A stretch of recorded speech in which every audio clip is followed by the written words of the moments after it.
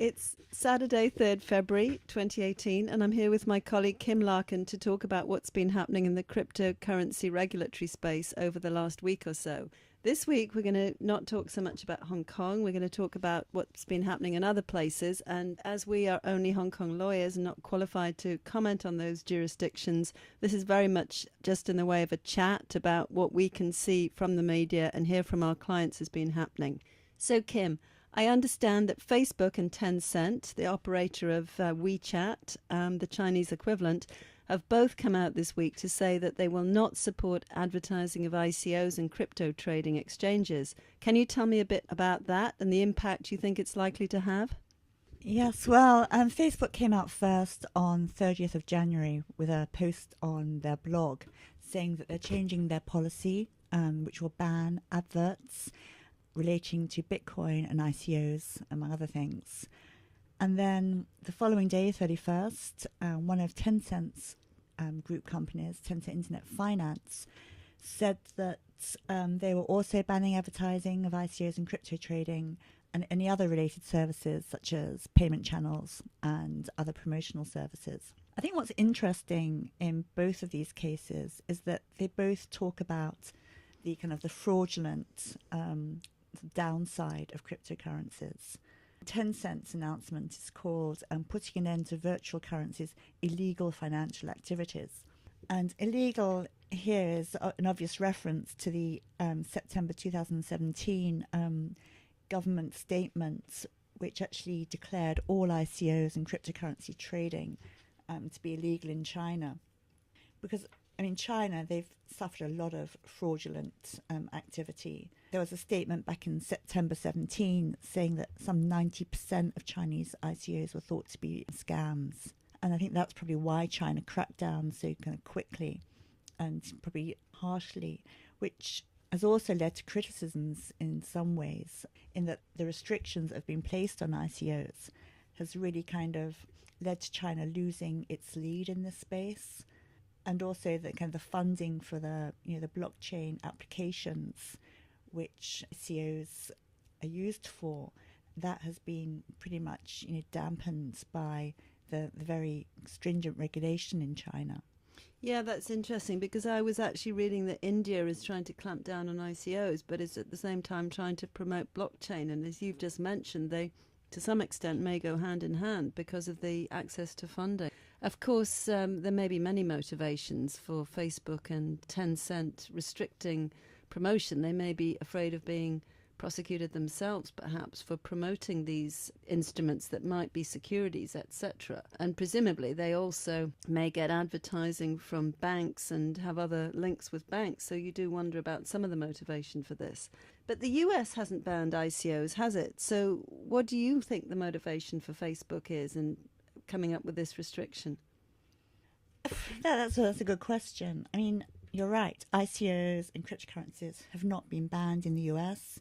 As long as they do not constitute securities, and I think there's some other regulatory requirements. But I mean, as long as a company complies with whatever the regulations are, there's no actual ban on trading cryptocurrencies or issuing ICOs. And the Facebook blog post actually talks about the promotion of financial products that are frequently associated with misleading or deceptive promotional practices. And then it lists a few, including binary options and also ICOs and cryptocurrencies. And yeah, sure, there have been some fraudulent ICOs in the US. I mean, a case in point, there's a big regulatory case this week where the US has started proceedings against a cryptocurrency banking company called a Rise Bank. But that is on the basis that it is alleged to be fraudulent.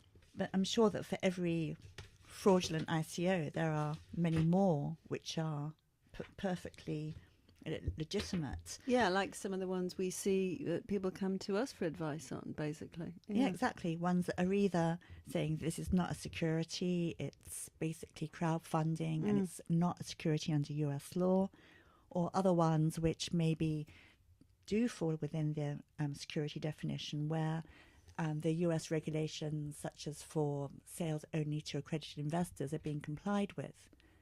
So I think in some ways it's unfortunate that the emphasis seems to be tainting what in many cases is a perfectly legitimate fundraising source. The jurisdictions you're seeing clamp down on them tend to be the ones where there is a degree of fraud, places like Russia, China, and even in South Korea, they have been tightening up the regulations. I think there have been fraudulent ICOs as well, and there also has been a lot of problems with hacking, I think, from North Korea.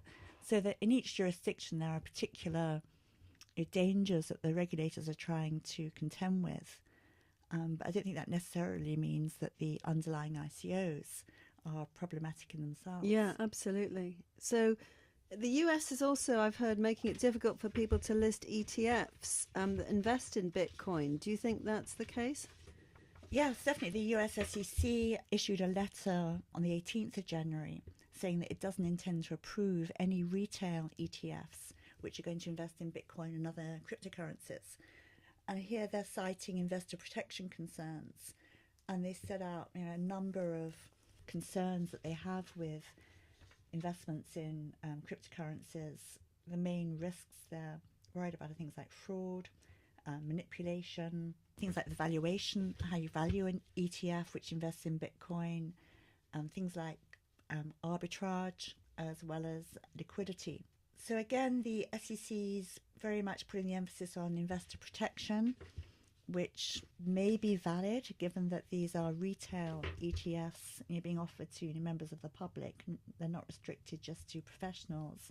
But again, I think it would be good if that was balanced with some kind of explanation that the investment in Bitcoin is not necessarily a bad thing. Yes, there are things to be ironed out, but maybe ETFs which are only being offered to those who are, say, sophisticated enough to understand the risks could be allowed. And I see that this week the Ontario Securities Commission has just approved their first Bitcoin invested ETF, which is going to launch on the Toronto Stock Exchange next week. Yes, I've heard about this Ontario Securities Commission approving the blockchain ETF, which is really interesting. I mean, it's set to launch on the Toronto Stock Exchange next week. What I heard was that Harvest Portfolios, a Canadian investment management company, filed the preliminary paperwork for blockchain technologies ETF in January, which is really interesting because this is actually an officially approved product, and apparently it will invest in equity securities of issuers exposed directly or indirectly to the development and implementation of blockchain and distributed ledger technologies.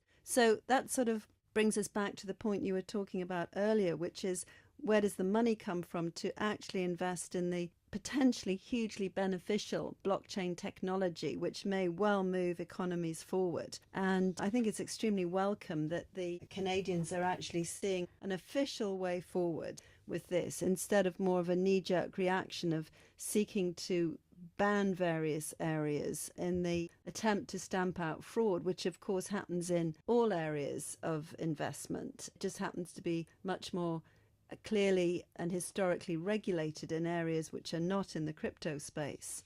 Just to move on, though, I've heard that there's rumours that South Korea is going to follow China by banning crypto trading exchanges. I've also heard that they've stepped back from that ban in the end. Have you heard about that? What's the latest on that? Yes, there were rumours for several weeks, mainly from kind of the end of December, about South Korea putting a ban on the trading of cryptocurrencies. And I think the financial regulator there actually came out with a statement saying that they were actually working on it. Then they do seem to have stepped back, probably because Bitcoin is very widely held in South Korea. I think after Japan, it's probably the second biggest trading market for cryptocurrencies.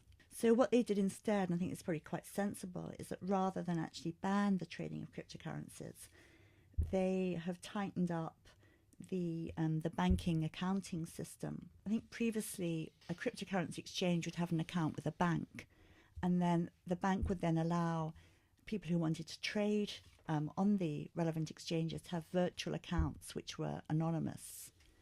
And this is where there was a big concern around fraud and money laundering, etc., etc. So what they have now done is that they have banned that system from the beginning of last week. And so now anyone who wants to trade has to open their own name bank account with the same bank that the exchange they're trading on has an account.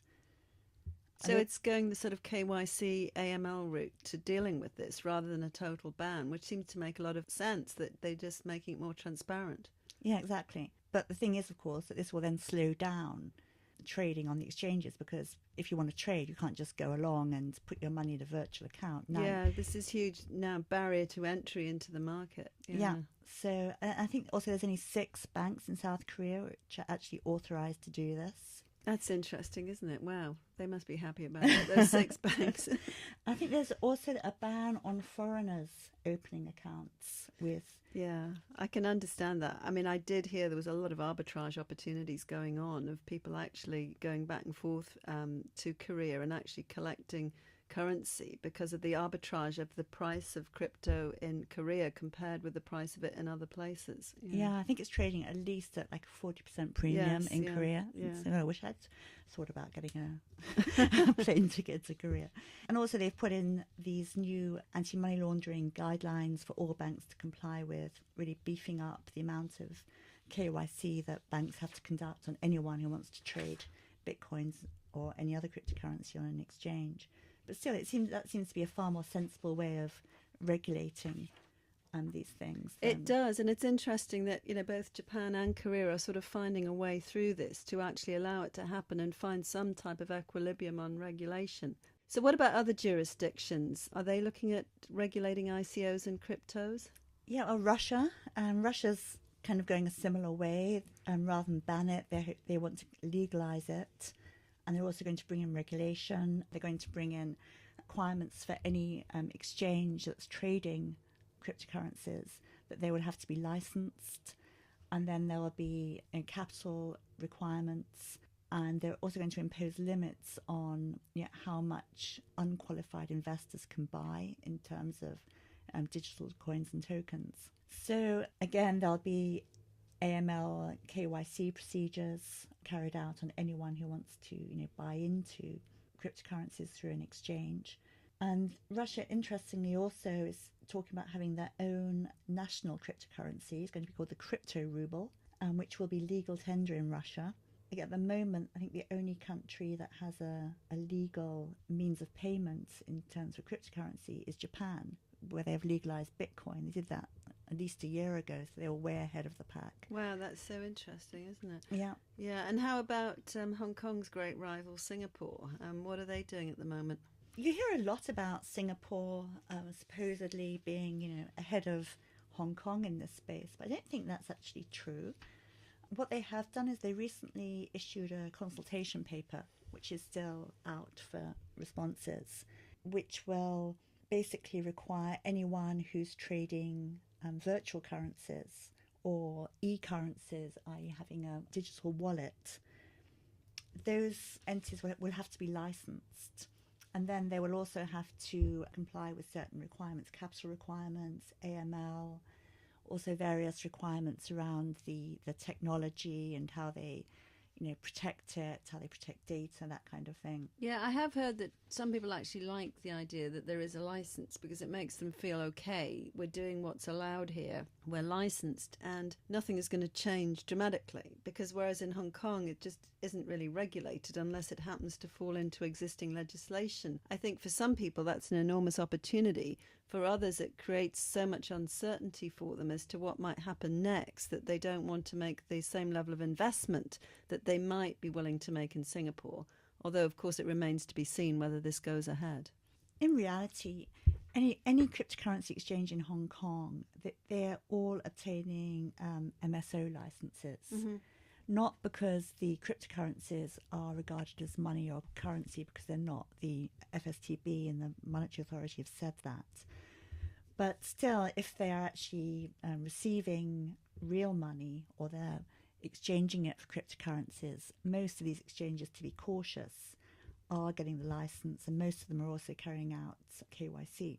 So Hong Kong is really self-regulating. Yeah, but it just hasn't got that kind of official stamp from the regulators. Yes, which in some ways, maybe this is a good idea, and especially if it would help people opening a bank account, which is where the real problems kind of start. Yes, yeah. You're right, because it's that you can have all the freedom in the world, but if you can't ever open a fiat currency account, then it becomes much less attractive, doesn't it? Yes, and then you're forced to open a bank accounts in jurisdictions which are kind of regarded as maybe sheltering shady activities, which then makes cryptocurrencies look shady when they're actually not. Yeah, yeah. Well, let's see what's happening in the coming week. There certainly seems to be a lot happening at the moment. Thanks, Kim.